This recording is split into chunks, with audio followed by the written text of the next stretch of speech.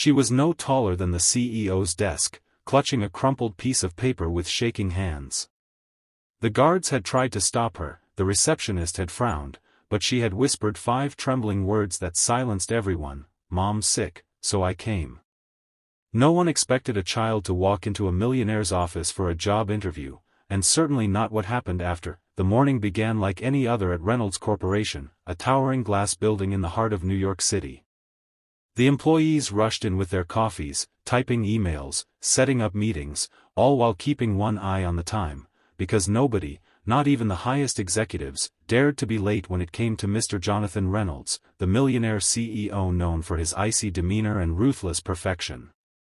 He was a man who believed in discipline, numbers, and results. Feelings had little to no place in his world. At precisely 9 o'clock, his assistant announced that the interviews for the new executive secretary position would begin. It was one of the most competitive roles in the company, not because of the salary, but because working directly under Jonathan Reynolds meant career-defining exposure. Dozens of candidates had applied. Among them was a woman named Maria Collins, a single mother who had prepared for this day with trembling determination. But fate had a cruel twist waiting for her. That morning, as she dressed for the interview, fever hit her like a storm.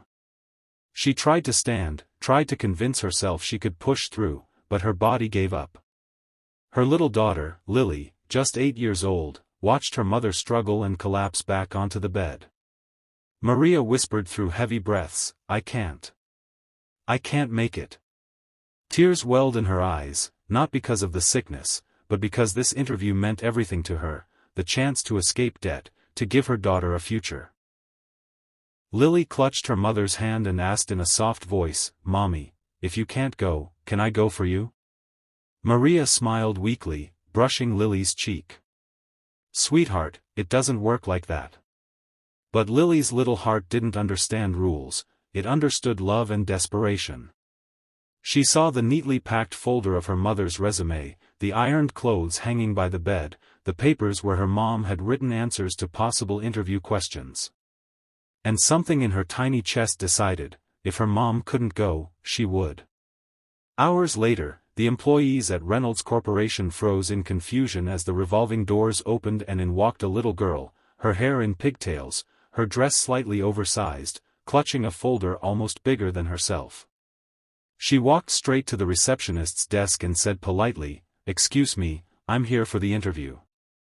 The receptionist almost laughed, thinking it was a joke, but then she saw the seriousness in the child's eyes. "Sweetheart, where's your mommy?" Lily held the folder tighter. "She's sick, so I came instead." The room went silent. Some chuckled nervously, others whispered, but the child didn't flinch. She stood firm, waiting. The story traveled fast, and within minutes, the head of security called upstairs to Jonathan Reynolds's office. "Sir, you're not going to believe this, but a little girl is here for the secretary interview. Says her mom is sick." Jonathan, irritated by the disruption, frowned. "Send her away." But curiosity got the better of him. "Wait. Bring her up. I want to see this." When the elevator doors opened to the top floor, Lily stepped out, her small shoes echoing against the polished marble.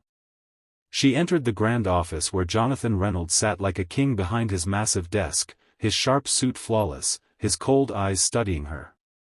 For a moment, silence filled the room. Then Jonathan asked, half amused, half annoyed, "You're here, for the interview?" Lily nodded bravely. "Yes, sir. My mommy was supposed to come, but she's sick. She really needed this job. So I came instead." Jonathan leaned back, steepling his fingers. The audacity, the innocence, it was absurd. Yet, he couldn't deny the courage shining in her little face. "And what makes you think," he asked slowly, "that a child can do the job of an executive secretary?" Lily opened the folder with clumsy hands, pulling out the resume. "I don't know how to do everything, sir. But I know my mommy can. She wrote down all the answers, and I can tell you why she's the best."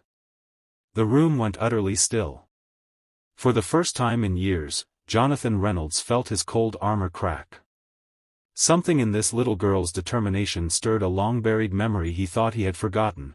Continues the encounter, Jonathan begins questioning her, she answers with honesty, recalls her mom's sacrifices, etc.